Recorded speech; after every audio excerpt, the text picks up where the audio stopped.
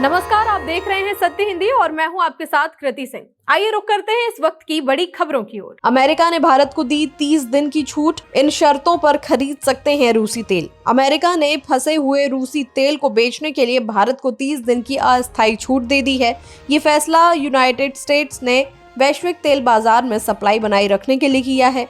अमेरिकी treasury secretary Scott Bessent ने कहा कि ये छूट सिर्फ उन रूसी तेल कार्गो पर लागू होगी जो पहले ही टैंकरों में लोड होकर समुद्र में फंसे हुए हैं। इस फैसले में इंडिया की रिफाइनरियों को फिलहाल रूसी तेल खरीदने का मौका मिलेगा। हालांकि अमेरिका का कहना है कि इससे रशिया को बड़ा आर्थिक फायदा नहीं होगा।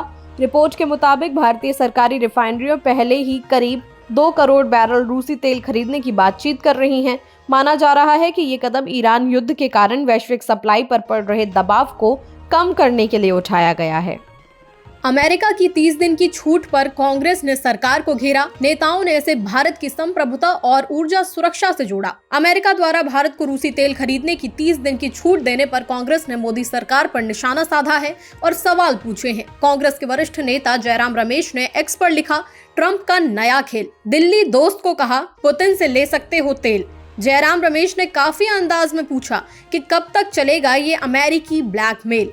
कांग्रेस नेता सुप्रिया श्रीनेत ने एक्स पर लिखा, अमेरिकी वित्त मंत्री ने कहा कि उन्होंने भारत को 30 दिन के लिए रूस से तेल खरीदने की अनुमति दी है। ये हमारी स्वतंत्रता और संप्रभुता पर करारा तमाचा है। अमेरिका कौन होता है हमें अनुमति देने वाला। इसी एनर्जी सिक्योरिटी के बारे में लगातार राहुल गांधी आगाह कर रहे हैं। लानत है मोदी पर। कांग्रेस नेता मनीष तिवारी ने कहा कि क्या हम कोई कमजोर या बनाना रिपब्लिक देश हैं जिसे अपनी ऊर्जा सुरक्षा सुनिश्चित करने के लिए अमेरिका से इजाजत लेनी पड़े, और जो सरकार आमतौर पर हर मुद्दे पर बहुत बोलती रहती है उसकी इस मामले में चुप्पी बहुत तेज सुनाई दे रही है। क्या उसे ये समझ नहीं है कि संप्रभुता का मतलब होता क्या है। ट्रेनिंग मिशन में क्रैश हुआ Sukhoi Su-30 MKI। Jorhat airbase से उड़ान के बाद टूटा संपर्क, दोनों पायलटों की मौत की खबर। इंडियन एयरफोर्स का एक सुखोई Su-30 MKI असम के कार्बी आंगलोंग में ट्रेनिंग मिशन के दौरान क्रैश हो गया। हादसे में स्क्वाड्रन लीडर अनुज और फ्लाइट लेफ्टिनेंट पूर्वेश की मौत हो गई। एयरफोर्स ने दोनों अधिकारियों के निधन पर गहरा दुख जताया है। बताया गया कि विमान ने जोरहाट एयरबेस से उड़ान भरी थी, लेकिन कुछ देर बाद ही रडार से उसका संपर्क टूट गया। इसके बाद पहाड़ी इलाके में विमान के गिरने की खबर मिली। स्थानीय लोगों ने जोरदार धमाके की आवाज सुनने की बात कही और पुलिस और बचाव दल ने हेलीकॉप्टर की मदद से इलाके में तलाश अभियान चलाया। इसराइल ने कब बनाई खामेनेई को खत्म करने की योजना। इसराइल ने अब किया खुलासा। इसराइल के रक्षा मंत्री इसराइल काट्स ने ये बड़ा खुलासा करते हुए कहा कि ईरान के पूर्व सुप्रीम लीडर अली खामेनेई को खत्म करने की योजना पिछले साल नवंबर में ही बना ली गई थी। उनके मुताबिक उस समय प्रधानमंत्री बेंजामिन नेतन्याहू के साथ एक खास सुरक्षा बैठक में ये लक्ष्य तय किया गया था। शुरुआत में ये ऑपरेशन 2026 के बीच में करने की योजना थी, लेकिन ईरान में बढ़ते घरेलू तनाव के बाद इसे जल्दी अंजाम दिया गया।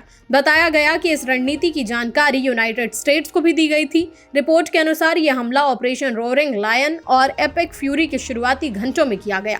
अमेरिका के राष्ट्रपति डोनाल्ड ट्रंप का कहना है कि मैं एक बार फिर से इस्लामिक रिवॉल्यूशनरी गार्ड कॉर्प्स, सेना और पुलिस के सभी सदस्यों से अपील करता हूँ कि वे अपने हथियार डाल दें। अगर वे ऐसा नहीं करते तो मारे जाएंगे। अब समय है कि आप ईरान की जनता के लिए खड़े हों और अपने देश को वापस लेने में मदद करें।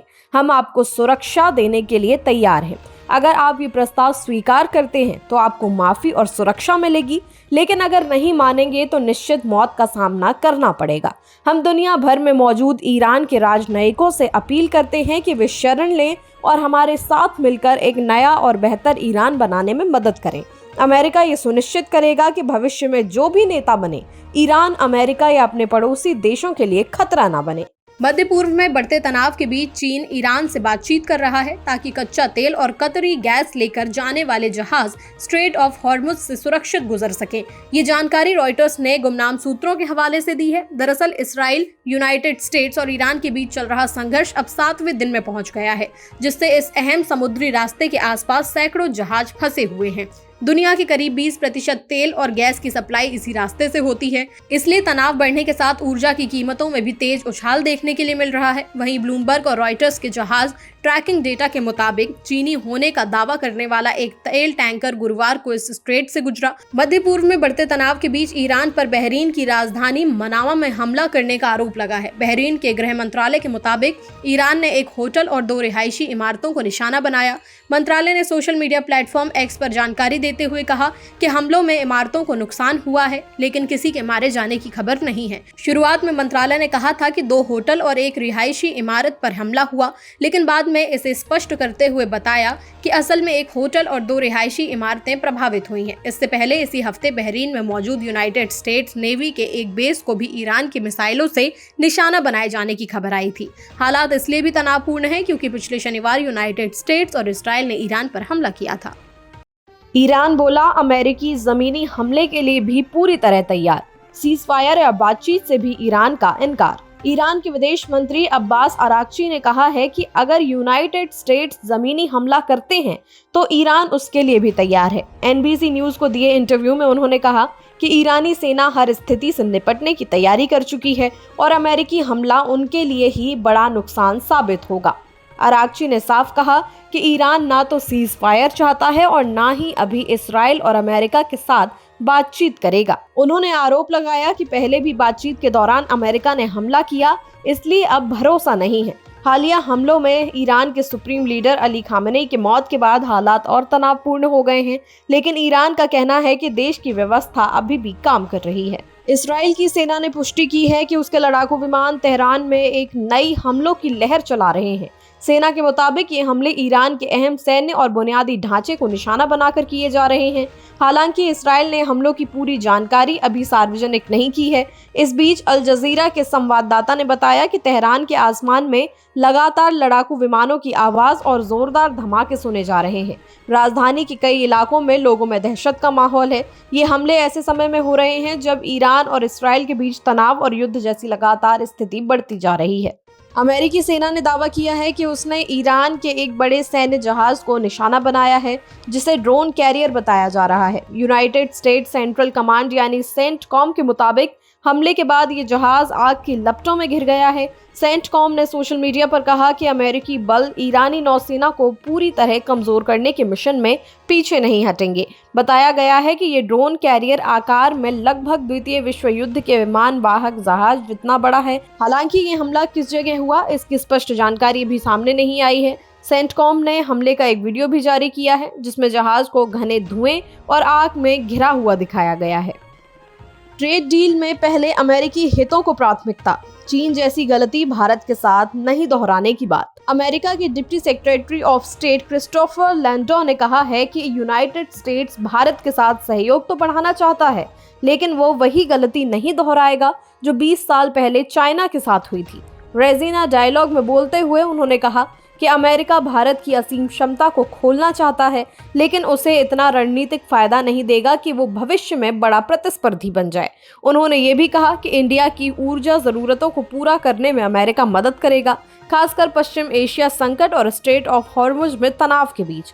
लैंडो के मुताबिक भारत अमेरिका ट्रेड डील भी लगभग अंतिम चरण में है और इससे दोनों देशों को फायदा होगा। ट्रंप ने बताया अगला कौन, ईरान के बाद क्यूबा की बारी।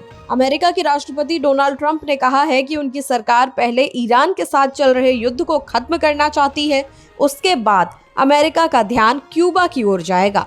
व्हाइट हाउस में एक कार्यक्रम के दौरान ट्रंप ने कहा कि अभी सबसे बड़ा फोकस ईरान संघर्ष है। उन्होंने दावा किया कि अमेरिका और इसराइल की सेनाएं युद्ध में तेजी से बढ़त बना रही हैं और ईरान की सैन्य ताकत को भारी नुकसान पहुंचा है। ट्रंप ने यह भी कहा कि ईरान अब समझौता करने के लिए बातचीत करना चाहता है, हालांकि उनके दावों की स्वतंत्र पुष्टि नहीं हो पाई है। ट्रंप के मुताबिक वैश्विक तेल बाजार भी अब काफी हद तक स्थिर हो गया है, लेकिन फिलहाल अमेरिकी सरकार की प्राथमिकता ईरान युद्ध ही है। RN रवि बने पश्चिम बंगाल के नए राज्यपाल। सैयद अता हसनैन को बिहार का राज्यपाल नियुक्त। तरनजीत सिंह संधू दिल्ली के नए उपराज्यपाल बने। राष्ट्रपति द्रौपदी मुर्मू ने गुरुवार रात कई राज्यों में राज्यपाल और उपराज्यपाल के पदों पर बड़ा फेरबदल किया। RN रवि को वेस्ट बंगाल का नया राज्यपाल बनाया गया है, जबकि CV आनंदा बोस को इस्तीफा स्वीकार कर लिया गया है। रिटायर्ड लेफ्टिनेंट जनरल सैयद अता हसनैन को बिहार का राज्यपाल नियुक्त किया गया है। वहीं विनय कुमार सक्सेना को लद्दाख का उपराज्यपाल बनाया गया है और पूर्व राजनयिक तरनजीत सिंह संधू को दिल्ली का नया उपराज्यपाल नियुक्त किया गया है। इसके अलावा कई अन्य राज्यों में भी नए राज्यपाल की नियुक्ति हो गई है। फिलहाल के लिए इतना ही। देश दुनिया की बड़ी खबरों के लिए देखते रहिए सत्य हिंदी।